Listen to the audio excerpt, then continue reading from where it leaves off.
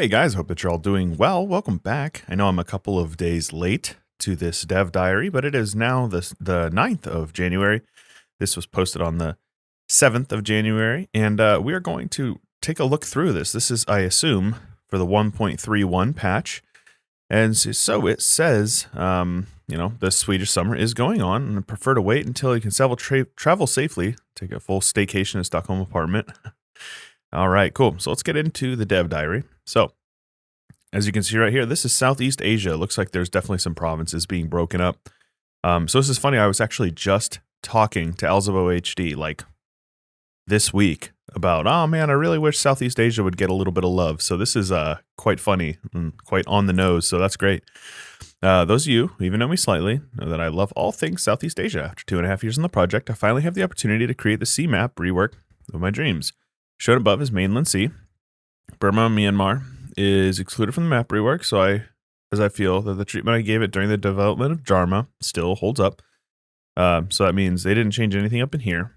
But all of this over here in the Dai Viet and the Mongol, or what is it called, Laos and Cambodia, all very different. So that's very interesting.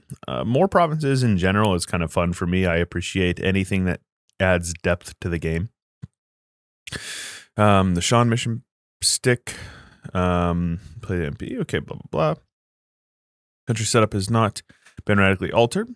The only new additions to 1444 are the tribes inhabiting what is today the Central Highlands of Vietnam. I have, however, added many new provinces and increased the total development of the region significantly. Okay, so there's more development. Interesting.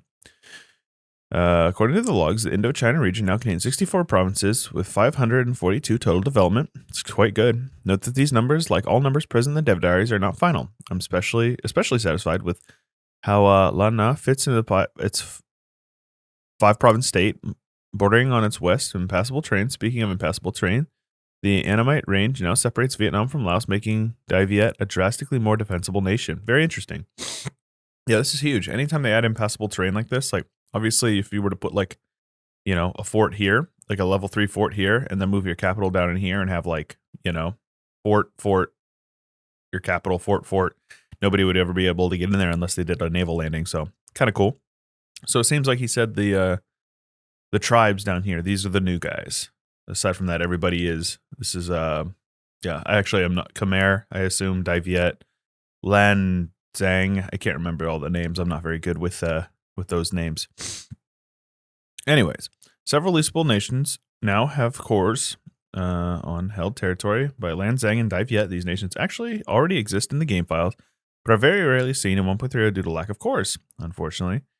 There aren't really any sensible ways that I've found to divide Ayutthaya or Khmer, though in Ayutthaya's case, whatever can still serve as a vassal, which you can feed them Thai provinces. Very cool.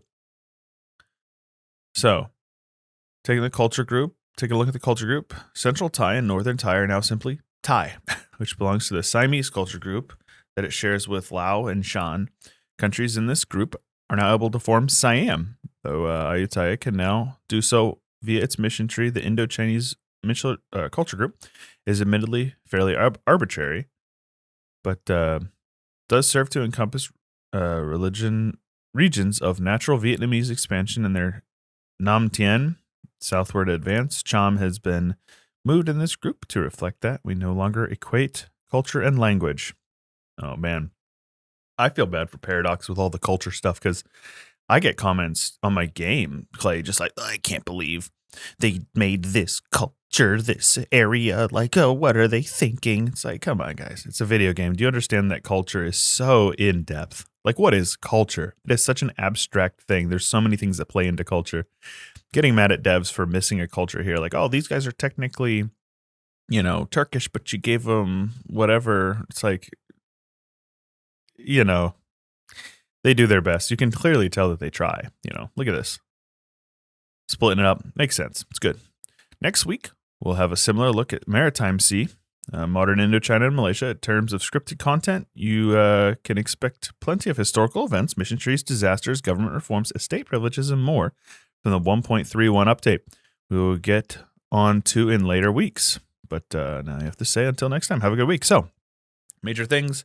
Siam looks, I don't know if Siam was a formable nation before, but if it's not, it is now, which is cool. They changed up the cultures down here in Southeast Asia and added some more provinces, added some more dev. So it looks like it might be a little more engaging to play down there. We'll see.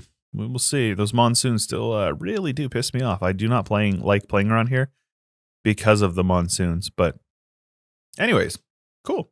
Hope you guys enjoyed. If you did, show your support. Leave a like, subscribe, ding the bell when you subscribe, and it'll send you a notification when we upload it. We have a Discord if you want to join that. Check it out, linked in the description below, as well as my Patreon if you want to support me financially. That's the best way to do it.